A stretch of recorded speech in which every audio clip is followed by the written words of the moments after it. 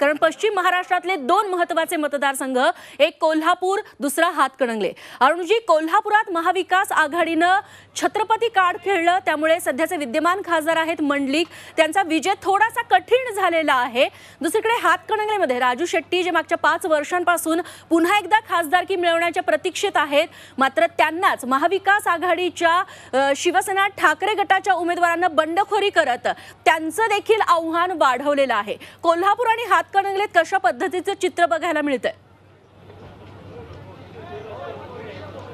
जसं मी म्हटलं की बारामती असेल किंवा एकूणच पश्चिम महाराष्ट्राकडे संपूर्ण राज्याचं लक्ष लागून आहे आणि त्यामध्ये कोल्हापूर किंवा हातकणंगले हे देखील त्याला अपवाद नाही येत। दोन्ही ठिकाणी आधी शिवसेनेचे म्हणजे गेल्या वेळी महायुतीचा विजय झाला होता, अर्थात संपूर्ण राज्यातच महायुतीला त्यावेळी यश मिळालं होतं। यावेळी मात्र ज्याचा आत्ता म्हणजे जो शब्द आपण वापरला की महाविकास आघाडीने एक वेगळं कार्ड खेळलेलं आहे, ते म्हणजे छत्रपती शाहू महाराजांना त्यांनी निवडणुकीच्या रिंगणात उतरवलेलं आहे। आणि महत्त्वाचं म्हणजे ती जागा राष्ट्रवादी काँग्रेसची असताना देखील काँग्रेस उमेदवार म्हणून शाहू महाराज त्या ठिकाणी मैदानामध्ये आहेत आणि दुसऱ्या बाजूला संजय मंडलिक आहेत। संजय मंडलिक याच्या आधी देखील खासदार राहिलेले आहेत, मात्र जे चित्र त्या ठिकाणी निर्माण झालेलं ते म्हणजे गादी विरुद्ध सामान्य माणूस असं चित्र निर्माण करण्याचा प्रयत्न केला। मात्र हे सगळं करत असताना काही आक्षेपार्ह वक्तव्य किंवा जनतेला न रुचणारी वक्तव्य देखील या निवडणुकीमध्ये केली गेली आणि त्यामुळे निश्चितपणे लोकांच्या मनामध्ये काहीशी साशंकता, संभ्रमावस्था जी संबंध महाराष्ट्रावर आपल्याला जाणवते, कारण अलीकडच्या काळात सुरू झालेलं जे राजकारण आहे त्या एकूणच राजकारणाविषयी लोकांच्या मनामध्ये काही प्रश्न आहेत आणि त्या प्रश्नाचं उत्तर आता लोक कसं शोधतायत।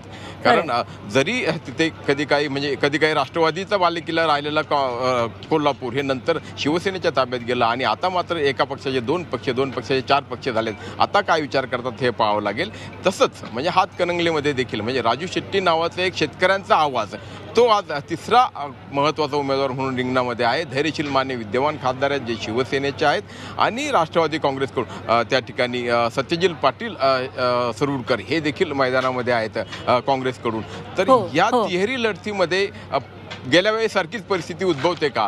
कारण दोघांच्या भांडणात तिसऱ्याचा जर लाभ होणार असेल तर ते आपल्याला यावेळी पाहायला लागेल। मात्र जनतेचे प्रश्न म्हणजे तिथल्या कापड उद्योगाचा प्रश्न असू देत किंवा तिथल्या पाण्याचा प्रश्न, हे प्रश्न त्या ठिकाणी महत्त्वाचे ठरणार आहेत। ज्या पद्धतीने राष्ट्रीय विषयावरती राजकारण तापते किंवा राष्ट्रीय मुद्दे प्रचारामध्ये येतात, त्याचप्रमाणे स्थानिक मुद्दे देखील तिथले मतदार हे विचारात घेणार आहेत।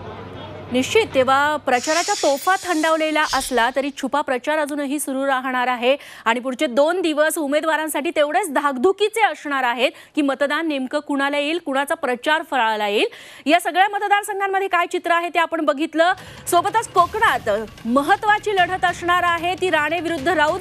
माढ्याची लढत देखील प्रतिष्ठेची करण्यात आलेली होती महायुती महाविकास आघाडीकडून। तिथलं काय चित्र राहिले प्रचाराचं या दिवसातलं, याबद्दलची माहिती देखील आपल्याला जाणून घ्यायची आपल्या प्रतिनिधींकडून। मात्र एका छोट्याशा ब्रेक नंतर बघत रहा झी 24 तास।